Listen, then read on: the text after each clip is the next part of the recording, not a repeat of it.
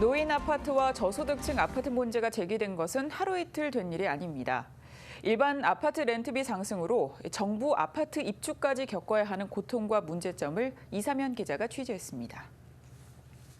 연장자들과 저소득층의 가장 큰 걱정 가운데 하나는 정부 혜택 아파트 입주. 저기 노인들이 타는 돈이 뭐 600불에서 800불 그 정도 타. 그러는데 그냥 아파트 들어갈래 못 들어가지. 한 비영리 단체에서 조사한 결과 저소득층과 노인 아파트에서 거주 중인 사람들에게 입주하기까지 대기 기간을 질문했을 때 16%는 1년, 41%는 1년에서 4년, 33%는 4년에서 8년, 10%는 8년 이상이라고 응답했습니다. 노인 아파트를 신청한 경험이 있는 답변자를 기준으로 저소득층 노인 아파트의 가장 큰 문제점을 물어봤을 때 53%가 아파트 부족, 24% 정보 부족, 16%가 언어 문제라고 대답했습니다.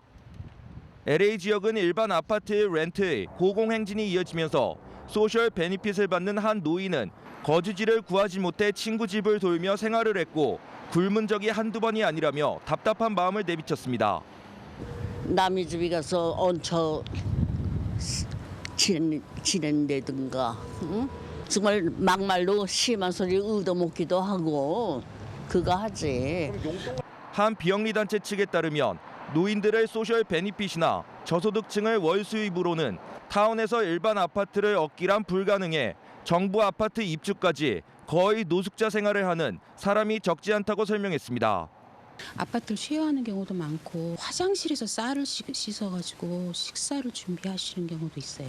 그런 얘기 하시면서 막 우시거든요.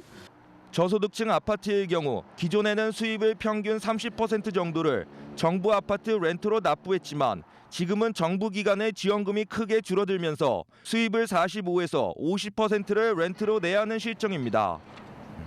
노인 아파트 렌트도 큰 폭으로 올라 아파트 측에서 요구하는 수입이 있어야지만 입주가 가능하다는 말입니다. 800불의 그 SSI를 받으신 분이 80불, 100불 수준에서 하셨어요. 근데 지금은 거의 400~500불을 내셔야 되는 거 800불을 버셔도. 노인 아파트와 저소득층 아파트 문제가 큰 이슈로 떠오르고 있는 가운데 정부 보조 아파트의 정보가 필요할 경우 도시주택개발국 웹사이트를 통해 얻을 수 있습니다. LA 팀 프라임 뉴스 이사면입니다.